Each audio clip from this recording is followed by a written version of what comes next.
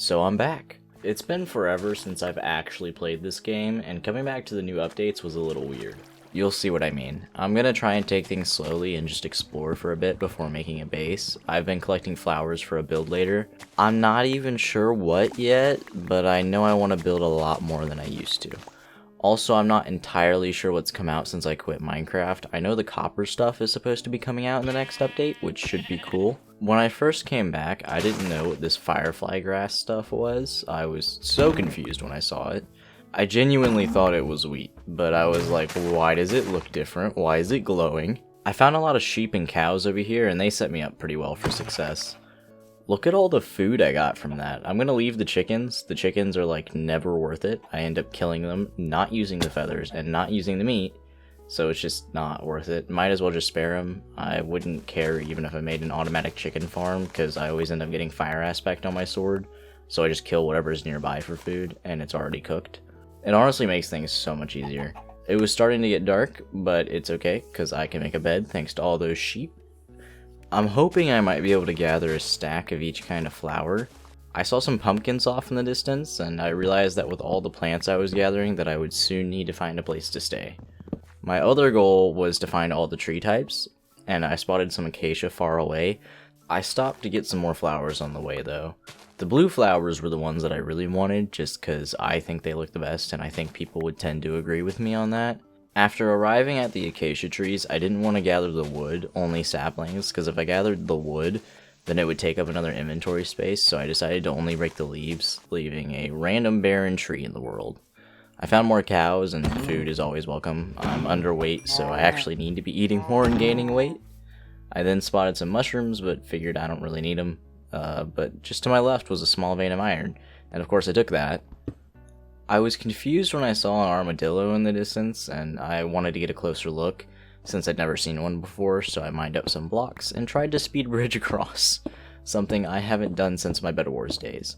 Overall, I don't think I did too bad. It wasn't the fastest, but it was okay. I will say the animations for the armadillos are really cool though. I wasn't really sure what to do with the armadillos, so I just left them alone so as not to be the villain.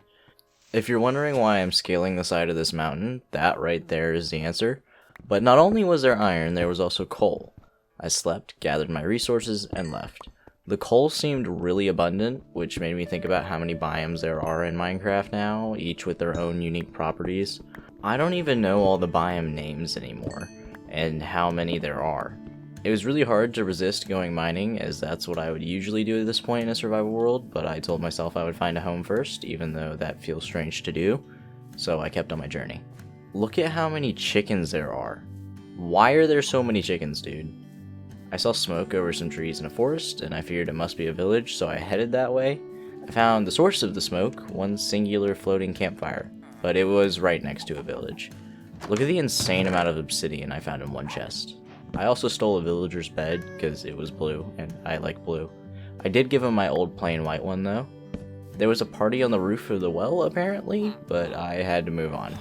I was a little nervous that the bees might attack me for taking their flowers, but I quickly discovered they couldn't care less, and that was a silly idea.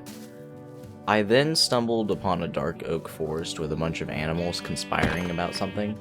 Of course I dismantled that fairly quickly, though I did feel bad for the baby cow. But this was a necessary sacrifice for my future. My flower progress was only growing as I found some tall pink ones.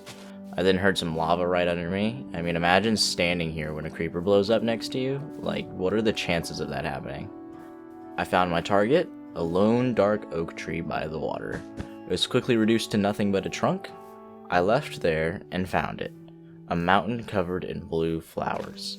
After seeing a giant dent in the middle of it, I knew exactly what to do. This was going to be my home. I had big plans, so I needed somewhere simple to stay first.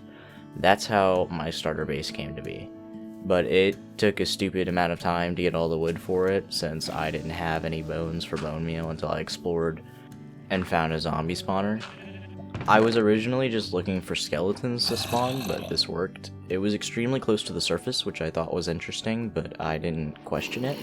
After finishing the house, I added a dirt path with some firefly grass as final touches, making it look nice and cozy.